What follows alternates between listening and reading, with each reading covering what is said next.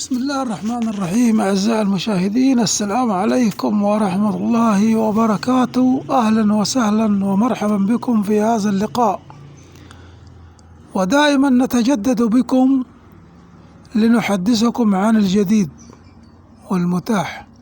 تعالوا بنا نتحدث عن الذهب الذي يكون على وجه الأرض، الذهب في الجبال، ولكن هناك ذهب كثير جدا، بل هناك جبل كامل من الذهب يقع في دولة العراق. وهذا الجبل الذي موجود من الذهب في دولة العراق، هذا الجبل الموجود في العراق من الذهب وهو جبل كامل، وذلك بخلاف الجبال الأخرى أو الذهب الموجود على باطن الأرض في الجنوب. فكثرة الذهب، وهناك ذهب كثير جدا موجود في جنوب العراق في الجبال، وخاصة الجبال المجاورة لنهر الفرات والجبال المجاورة لنهر دجلة. هناك كثير من المعادن ومن الذهب موجود في سلاسل هذه الجبال وهذه المرتفعات، وأيضا يوجد كثير من الذهب في الوديان في الجنوب.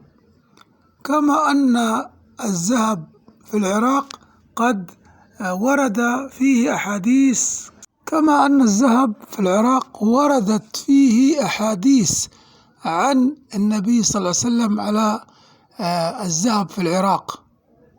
والذهب في العراق تحدث عنه سيدنا النبي صلى الله عليه وسلم فقال: ينحصر نهر الفرات عن جبل من الذهب.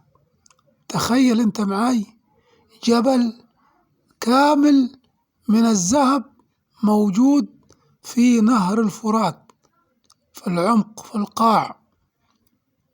هذا الجبل الكامل من الذهب الذي بلغ عنه النبي صلى الله عليه وسلم يغني الدول العربية كلها، ويغني جميع المسلمين على سطح الأرض.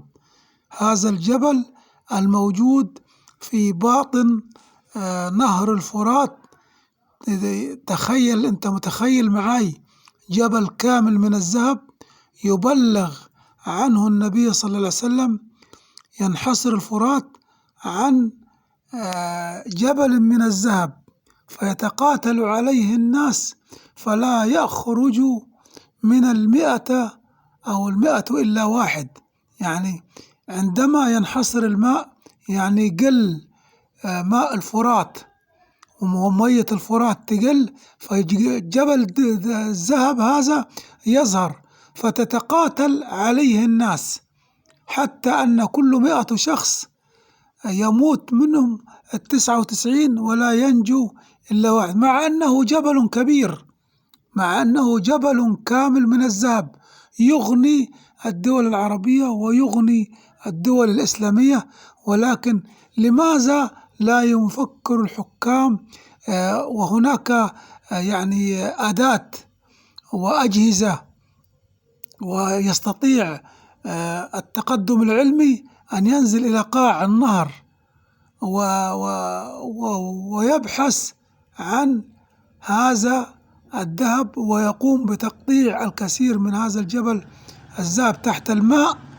يعني بالأجهزة وبالعلم الحديث ممكن الوصول لهذا الجبل من الذهب في قاع نهر الفرات والاستخدام به أو الاستفادة منه، لأن النهر عندما يبقى ويجف ماءه ويبقى هذا الجبل من الذهب، تمام، سيتقاتل عليه الناس ويموت من كل 199 شخص. كما أن هناك كثير من الذهب موجود على سطح الأرض، يعني كثير من الذهب موجود على سطح الأرض. فين؟ في الجبال التي هي قرب نهر الفرات وقرب نهر دجلة في الجنوب.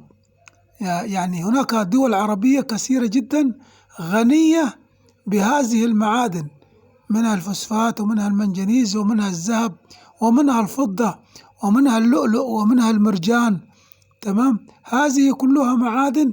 أنا لا أعلم لماذا لا يستفيد الحكام العرب من هذه المعادن وهذه الجبال الكثيرة من الذهب، لماذا لا يستفيدون منها؟ يعني هناك لا تخلو دولة عربية من جبال من الذهب، فلماذا لا يستخدمونها ويعني يرفعون اقتصادهم بها؟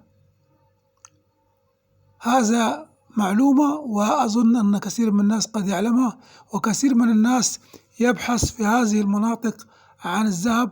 جزاكم الله خير.